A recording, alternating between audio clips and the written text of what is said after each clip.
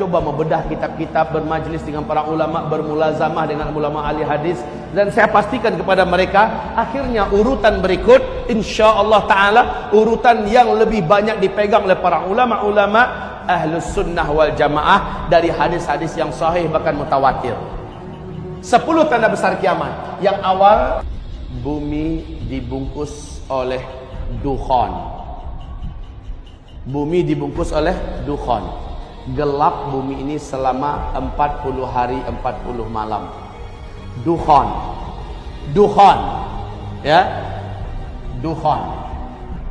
Dukhan ini adalah kabut asap, kabut debu yang sangat panas dan sangat tebal. Saking panasnya, kata Rasulullah sallallahu alaihi wasallam, orang-orang kafir sampai melepuh kulit mereka. La ilaha illallah, panasnya. Dan dari lubang hidung mereka mengeluarkan asap, dari mulut mereka mengeluarkan asap, dari lubang dubur mereka juga mengeluarkan asap. Mata mereka seperti mau lepas dan keluar dari sarangnya. Telinga mereka seperti mau pecah, jantung mereka seperti panas terbakar. Orang-orang kafir. Dan orang-orang yang beriman hanya imannya menyimpang. Orang-orang Islam yang hobi buat dosa dan maksiat, kata Rasulullah sallallahu alaihi wasallam, mereka sama tersiksanya seperti orang kafir. Akan tetapi umatku yang beriman, imannya lurus dan amal soleh mereka banyak sebelum itu terjadi, mereka aman. Saat dukhan sudah lenyap, matahari kembali nampak, orang-orang yang beriman dan yang amal solehnya banyak sebelum kejadian itu hanya seperti terserang flu dan demam saja. Kulitnya utuh, tubuhnya utuh, dia sehat, dia selamat, hanya seperti terserang flu dan demam saja. Tapi orang kafir, orang Islam yang hobi berzina sebelum kejadian itu, orang Islam yang hobi minum minuman keras, orang Islam yang hobi menelantarkan salat, orang Islam yang hobi durhaka kepada kedua orang ibu bapaknya, orang Islam yang masih hobi makan riba, orang-orang Islam yang masih banyak berbuat dosa dan maksiat, dia sama tersiksanya seperti orang-orang kafir. La haula wala quwata illa billah. Dukhan ini 40 hari 40 malam. Bumi ini gelap gulita.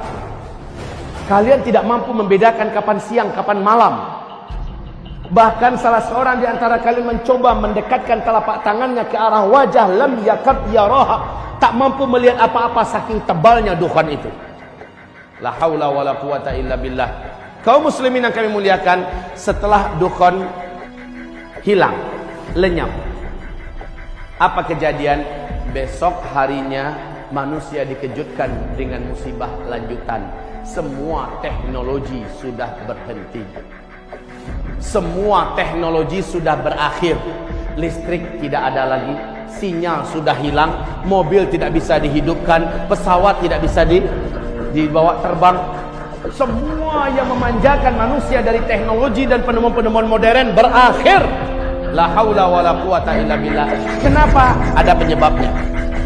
Teknologi musnah. Iklim udara di dunia menjadi panas.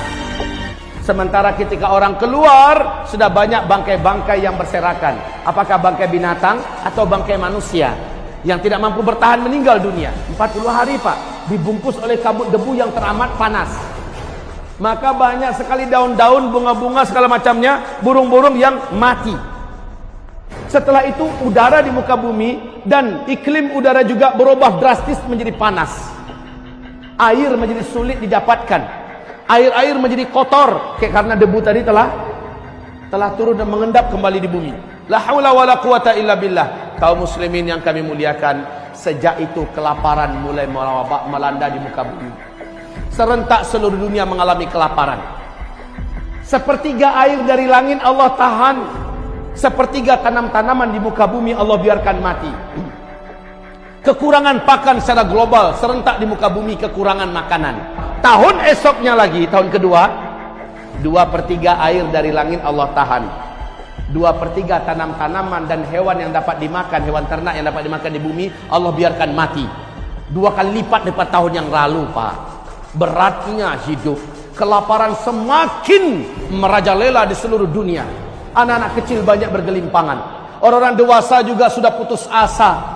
La haula wala quwata illa billah. Saat itulah hadis sahih Imam Bukhari di dalam kitab Al-Adabul Mufrad.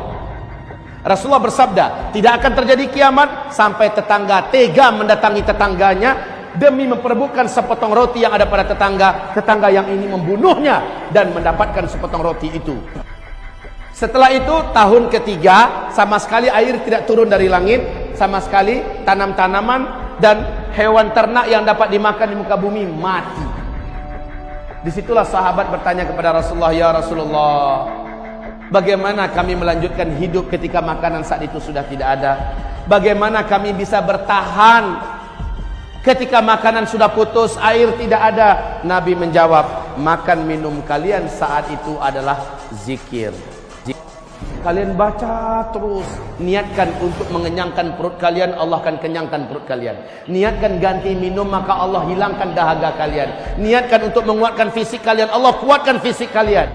Zikir adalah makanan kalian, zikir adalah minuman kalian.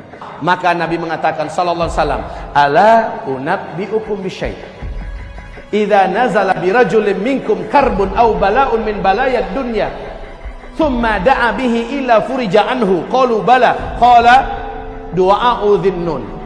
Mau enggak kalian saya ajarkan suatu amalan, suatu bacaan, apabila kalian mau membacanya, kalian mau mengamalkannya, maka tidak ada musibah seberat apapun yang datang kepada kalian, tidak ada satu bencana sehebat apapun yang menimpa kalian, melainkan kalian kalau membaca ini, kalian amalkan ini, Allah akan selamatkan kalian, Allah akan bebaskan kalian dari bencana tersebut. Mau, kata Rasul? Para sahabat menjawab, qalu bala, mau ya Rasul, mau. Nabi mengatakan, du'a'u dhinnun, doa dhunnun. Dhunnun itu adalah gelarnya Nabi Yunus. La ilaha illa anta subhanaka inni kuntu minal zalimin. Sama-sama baca.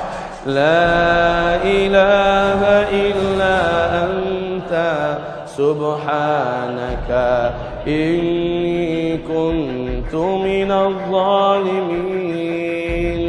Terdengar zikir itu membumbung ke arasy Allah, mengguncang arasy Allah.